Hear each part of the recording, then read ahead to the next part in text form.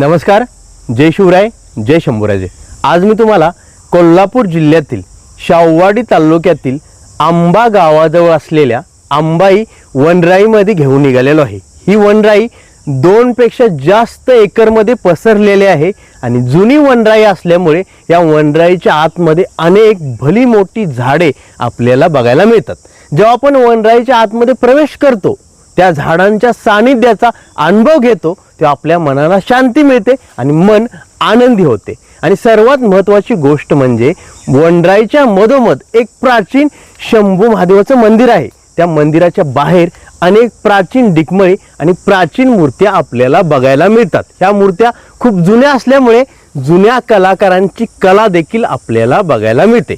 तर मित्रांनो, तुम्ही देखील माझ्यासोबत या व्हिडिओमध्ये बनून राहा, म्हणजे तुम्हाला समजेल छत्रपती शिवाजी महाराजांच्या काळामध्ये बनवलेल्या वनराई कशा आहेत आणि या वनराईमध्ये गेल्यानंतर आपल्याला कसा अनुभव होतोय हे देखील बघूया। या वनराईमध्ये फिरूया, पक्ष्यांचा मस्त आवाज आणि गार हवेचा अनुभव घेऊन शंभू महादेवाच्या मंदिरामध्ये प्रवेश करून शंभू महादेवाचं दर्शन घेऊया आणि तिथे असलेल्या प्राचीन मूर्त्या बघून प्राचीन डिकमळे देखील बघूया। आम्ही आता वनराईच्या प्रवेशद्वाराजवळ पोहोचलेलो आहे। तुम्ही बघू शकता, या ठिकाणी वनराईची सुरुवात होते। त्या ठिकाणी एक लहान प्रवेशद्वार बनवलेलं आहे। श्री अंबाई प्रसन्न देवीच्या नावावरून या वनराईचे नाव ठेवण्यात आलेले आहे। आतमध्ये जाण्यासाठी तुम्हाला समोर हा रस्ता दिसत असेल। परशाने बनवलेल्या या रस्त्याने जेव्हा आपण पुढे जातो तेव्हा एवढा गार अनुभव आपल्याला अनुभवायला मिळतो, जणू काय आपण घनदाट जंगलाच्या सानिध्यामध्ये प्रवेश केलेला आहे।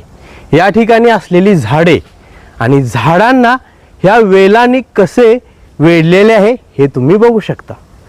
आणि या वनराईमध्ये सर्वत्र पक्ष्यांचा आवाज येतो आणि मनाला एकदम शांती मिळून जाते। असे एक पण झाड नाही ज्या झाडाला वेलांनी वेढलेलं नाही।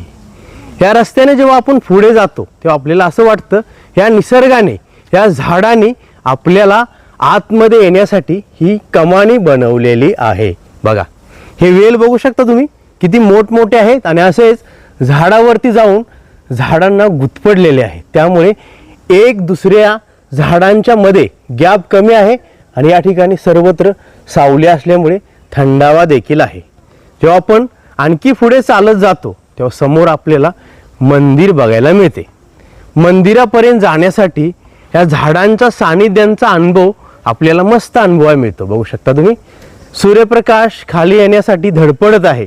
एवढी घनदाट झाडांनी भरलेली ही वनराई आहे।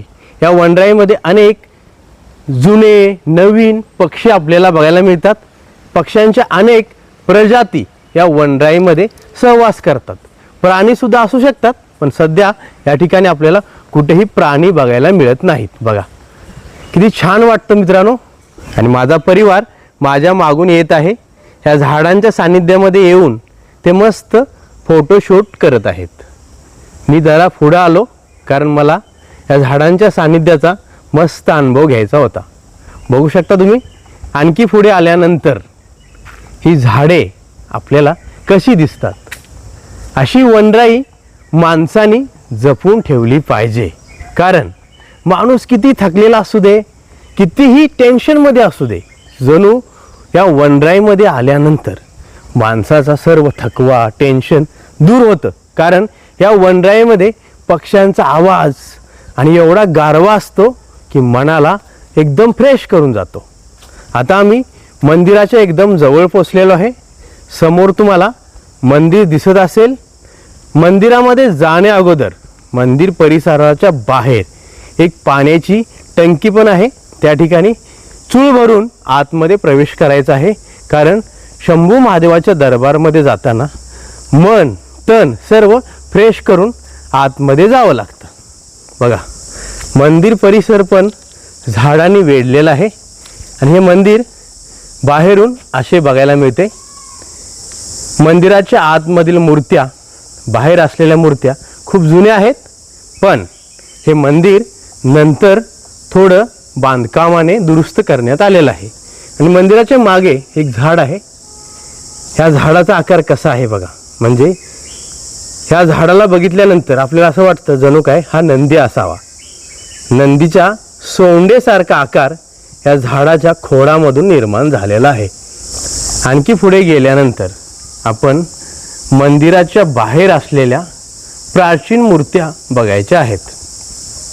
या ठिकाणी मंदिर परिसरामध्ये सर्वत्र स्वच्छता आहे आणि मंदिराच्या समोर मी तुम्हाला म्हटल्याप्रमाणे एक प्राचीन डिकमळ देखील आपल्याला बघायला मिळते.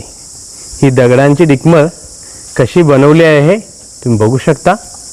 आणि या डिकमळीच्या मागे सोनचाफ्याचे झाड देखील आहे. बघा हे सोनचाफ्याचे झाड कसे आहे तुम्ही बघू शकता. या ठिकाणी आणखी एक रूम आहे पर्यटकांच्या सुविधासाठी आणि हे मंदिर आहे. या मंदिरामध्ये आपण प्रवेश करायचा आहे, पण सर्वप्रथम या डिकमळीच्या मागे असलेल्या जुन्या आणि प्राचीन मूर्त्या आपल्याला बघायच्या आहेत. बघू शकता तुम्ही या ठिकाणी शंभू महादेवाची एक जुनी पिंड आहे. ओम नमः शिवाय. त्या पिंडीच्या मागे अजून काही मूर्त्या आपल्याला बघायला मिळतात. अनेक वर्ष होऊन गेल्यामुळे मूर्त्यांचा काही भाग तुटल्यामुळे आपल्याला ह्या मूर्त्या अर्ध्याच बघायला मिळतात. पण मूर्त्यांचा आकार बघून तुम्हाला समजलं असेल या देवींच्या मूर्त्या आहेत. या ठिकाणी अजून काही आपल्याला ह्या मूर्त्यांचा अनुभव अनुभवायला मिळतो. बघा या ठिकाणी एक पादुका देखील आहे. ही अजून एक प्राचीन मूर्ती काळ्या पाषाणामध्ये बनवलेली आहे आणि या मूर्त्यांच्या मागे अजून काही मूर्ती आहेत त्या देखील आपण बघूया. बघा ही वाघावर विराजमान झालेली देवीची मूर्ती आहे, पण वरचा भाग तुटल्यामुळे आपल्याला खालचा मूर्तीचा भाग बघायला मिळतो. या ठिकाणी पण अशीच दुसरी मूर्ती आहे. या ठिकाणी पण अजून एक मूर्ती आहे. बघू शकता हा मंदिर परिसर कसा आहे. आणि या अंबाई वनराईविषयी या ठिकाणी माहिती देखील लिहिलेली आहे. श्री अंबेश्वर प्रसन्न. बघू शकता तुम्ही अंबेश्वर देवस्थान. श्री अंबेश्वर स्वयंभू देवस्थान असून श्रीमंत पेशवे काळातील विशाळगड संस्थानाचे मुख्य कारभारी पंत प्रतिनिधी यांच्या कार्यकाळातील हे मंदिर आहे. मंदिराची माहिती आपण घेतली. आता आपण मंदिराच्या आतमध्ये प्रवेश करूया. मंदिराचे द्वार सध्या बंद आहे. दरवाजा उघडून मंदिरामध्ये आपण प्रवेश करायचा आहे आणि शंभू महादेवाचं दर्शन घ्यायचं आहे. ओम नमः शिवाय. सांब सदाशिव सांब सदाशिव. जेव्हा आपण मंदिराचे द्वार उघडून आतमध्ये प्रवेश करतो तेव्हा भगवान अंबेश्वर आपल्याला समोर विराजमान झालेले बघायला मिळतात. शंभू महादेवाच्या पिंडीच्या समोर नंदी महाराज आहेत आणि नंदी महाराजांच्या एका साईडला गणपती बाप्पा विराजमान झालेले आहेत. दुसऱ्या साईडला केदारलिंग काळांबा देवीच्या मूर्त्या आहेत. सर्वप्रथम आपण नंदीचे दर्शन घेऊया. ओम नमः शिवाय. सांब सदाशिव सांब सदाशिव सांब सदाशिव. नंदीचं दर्शन घेतलं तुम्ही. आता आपण गणपती बाप्पाचं दर्शन घेऊया. ओम श्री गणेशाय नमो नमः. आणि गणपती बाप्पाचं दर्शन घेतल्यानंतर या ठिकाणी केदारलिंग आणि काळांबा देवीचं देखील दर्शन तुम्ही घ्या. ओम नमः शिवाय. आणि मंदिराच्या सभा मंडपमधून जेव्हा आपण मंदिराच्या मेन गाभाऱ्यामध्ये प्रवेश करण्यासाठी पुढे येतो तेव्हा या ठिकाणी दरवाजाला आपल्याला कुलूप बघायला मिळतं. तरी देखील आपण शंभू महादेवाचं दर्शन या पटीमधून घ्यायचं आहे. आतमध्ये असलेली शंभू महादेवाची पिंड स्वयंभू जमिनीमधून प्रकट झालेले आहे. ओम कर्पूर गौरम करुणावतारम संसार सारम भुगदेधारम. शंभू महादेवाचं दर्शन घ्या. हर हर महादेव. आतमधून कसे मंदिर आहे हे आपण बाहेरून बघितले, पण आणखी मंदिराच्या गाभाऱ्यातील आतील भाग आपल्याला बघता येणार नाही, कारण या ठिकाणी दरवाजाला कुलूप आहे. आपण शंभू महादेवाचं बाहेरूनच दर्शन घेतलं, नंदी महाराजचं दर्शन घेतलं, गणपती बाप्पाचं दर्शन घेतलं, केदारलिंग आणि काळंबा देवीचं पण दर्शन घेतलं. पण मंदिराच्या डाव्या साईडला अजून काही देवींच्या मूर्त्या आहेत, त्या पण प्राचीन आणि काळ्या पाषाणामध्ये बनवलेल्या आहेत. त्या देवींचं दर्शन घेऊया, त्यानंतर मंदिर परिसर आपण बघूया आणि या वनराईमध्ये प्रवेश करून वनराईचा सुंदर अनुभव देखील घेऊया. मंदिर गाभाऱ्याच्या डाव्या साईडला जेव्हा आपण बघतो तेव्हा या ठिकाणी अनेक देवांच्या आणि देवींच्या मूर्त्या आपल्याला बघायला मिळतात. तुम्ही दर्शन घ्या, मी दर्शन घेतलेलं आहे. सांब सदाशिव, सांब सदाशिव, सांब सदाशिव. आणखी पुढे आल्यानंतर या ठिकाणी श्री भैरवी देवी, श्री विठलाई देवी आणि श्री जटाई देवींचे दर्शन देखील आपल्याला घडते. ओम नमः शिवाय. सांब सदाशिव, सांब सदाशिव ह्या काळ्या पाषाणामध्ये बनवलेल्या जुन्या आणि प्राचीन मूर्त्या आहेत. आणखी पुढे गेल्यानंतर या ठिकाणी काळूबाई देवी, श्री खरजाई देवी आणि श्री खांजाई देवींचे दर्शन देखील आपल्याला होतं. ओम नमः शिवाय. सांब सदाशिव, सांब सदाशिव. काळ्या पाषाणामध्ये बनवलेल्या त्या प्राचीन मूर्त्या कशा आहेत तुम्ही बघा आणि देवींचे दर्शन घ्या. ओम नमः शिवाय. सांब सदाशिव, सांब सदाशिव. आम्ही सहपरिवार भगवंताचं दर्शन घेतलेलं आहे.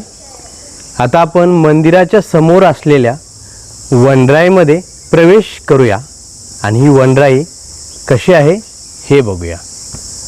आतमध्ये जाण्यासाठी आपल्याला सर्वत्र पाल्यामधून चालत चालत पुढे जावं लागतं.